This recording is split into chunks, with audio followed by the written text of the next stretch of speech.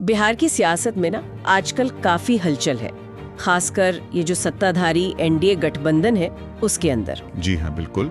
इसमें चिराग पासवान ने जो हाल में बयान दिए हैं अपनी ही सरकार पर, और फिर उस पर जो सहयोगी दल हैं उनकी क्या प्रतिक्रिया रही है, इसका जिक्र है। हाँ, ये पूरा मामला काफी दिलचस्प मोड़ ले रहा है। तो मामला क्या है? मतलब चिराग पासवान एनडीए का हिस्सा है, फिर भी बिहार में जो अपराध बढ़ रहा है उस पर नीतीश सरकार को क्यों घेर रहे हैं? और फिर उनके जो साथी हैं जैसे जीतन राम मांझी हैं, जेडीयू है, वो लोग कैसे जवाब दे रहे हैं? चलिए इसी को समझते हैं थोड़ा। जी बिल्कुल, इस पर बात करते हैं। तो शुरुआत करते हैं चिराग पासवान के बयान से।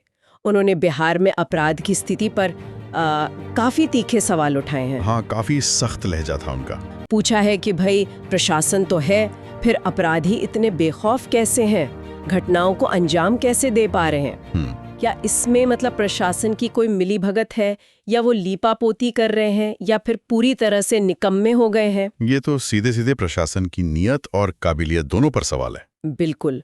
और उन्होंने यहाँ तक कहा कि मुझे इस बात का दुख होता है कि मैं एक ऐसी सरकार का यहाँ पे समर्थन कर रहा हूँ जहाँ पे अपराध पूरी तरीके से बेलगाम हो चुका है। ये सुनने में तो एकदम विपक्ष वाली बात लगती है ना? हाँ बिल्कुल। गठबंधन में रहते हुए इस तरह की भाषा का इस्तेमाल ये अपने आप में काफी अहम है। सोचना पड़ता है कि क्या ये सिर्फ चिंता है अपराध को लेके, या कुछ और पीछे कोई क्या कहते हैं राजनीतिक रणनीति है, कोई मैसेज देने की कोशिश। और देखिए जवाब भी फौरन आए। जीतन राम मांझी सामने आए जी। उन्होंने तो सीधा मोर्चा ही खोल दिया। उन्होंने चिराग पासवान के अनुभव पर सवाल उठाया। हाँ, कहा कि वो तो कुछ ही दिन से राजनीति कर रहे हैं। जी, जबकि वो खुद मतलब मांझी जी 44 साल से राजनीति में हैं, बहुत उतार चढ़ाव देखे हैं। ये एक तरह से उनके बयान का वजन कम करने की कोशिश है, अनुभव की दुहाई देकर। हाँ, और मांझी जी ने ये भी जोड़ा कि बिहार में लॉ एंड ऑर्डर की स्थिति उतनी भी खराब नहीं है जितनी बताई जा रही है। अच्छा? उन्होंने कहा बिहार की जो स्थिति है लॉ एंड ऑर्डर की उतनी सोचने की बात नहीं है, और ये भी कहा कि प्रधानमंत्री और गृह मंत्री का भरोसा नीतीश कुमार पर है, जनता का भरोसा है। तो वो एक तरह से सरकार का बचाव कर रहे हैं, नीतीश कुमार के नेतृत्व पर और केंद्र के समर्थन पर जोर दे रहे हैं। लेकिन क्या सिर्फ अनुभव कम बताकर अपराध के इतने गंभीर आरोपों को मतलब खारिज किया जा सकता है? यही तो सवाल है। राजनीति अपनी जगह है, लेकिन लॉ एंड ऑर्डर का मुद्दा तो सीधा लोगों की सुरक्षा से जुड़ा है।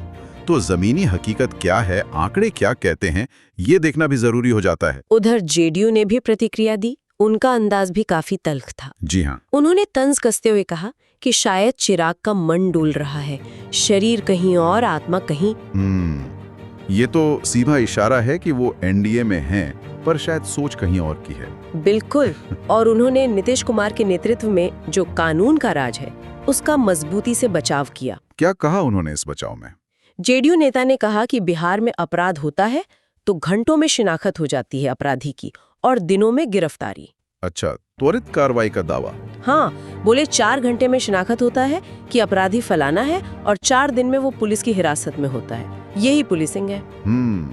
और गठबंधन की इस अंदरूनी खींचतान की तुलना उन्होंने एक पेड़ से की, कि जैसे तेज हवा में पेड़ की डालियां टकराती हैं पर रहती उसी पेड़ का हिस्सा है। ये तुलना काफी दिलचस्प है, लेकिन सवाल फिर वही है, क्या ये सिर्फ डालियों का टकराना है या कुछ गहरा है? हाँ, क्योंकि एक तरफ चिराग पासवान प्रशासन की मिलीभगत या नाकामी की बात कर रहे हैं, दूसरी तरफ जेडीयू कह रही है कि कार्रवाई तुरंत होती है, और मांझी जी कह रहे हैं स्थिति सामान्य है। तो एक ही मुद्दे पर इतने अलग अलग सुर। जी।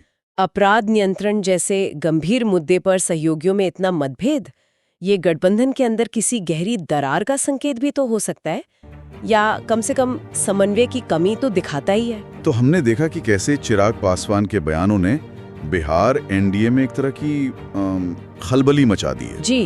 वो अपराध पर अपनी ही सरकार को घेर रहे हैं, और उनके सहयोगी दल जीतन राम मांझी और जेडीयू उनके दावों को या तो अनुभवहीनता बताकर खारिज कर रहे हैं, या फिर नीतीश कुमार का बचाव कर रहे हैं। यहाँ एक बात और सोचने वाली है, जब किसी गठबंधन के सहयोगी खासकर कानून व्यवस्था जैसे अहम मुद्दे पर सार्वजनिक रूप से एक दूसरे की कार्यशैली पर या सरकार के प्रदर्शन पर ऐसे सवाल उठाते हैं, तो इसका असर सिर्फ सरकार की छवि पर ही नहीं पड़ता, बल्कि ये सवाल भी उठता है कि क्या इसका असर भविष्य में मतलब गठबंधन के अंदर शक्ति संतुलन पर या सीटों के तालमेल पर? माँ, ये बात तो है। ये सवाल बिहार की राजनीति के लिए आने वाले समय में काफी अहम हो सकता है, इस पर नजर रखनी होगी।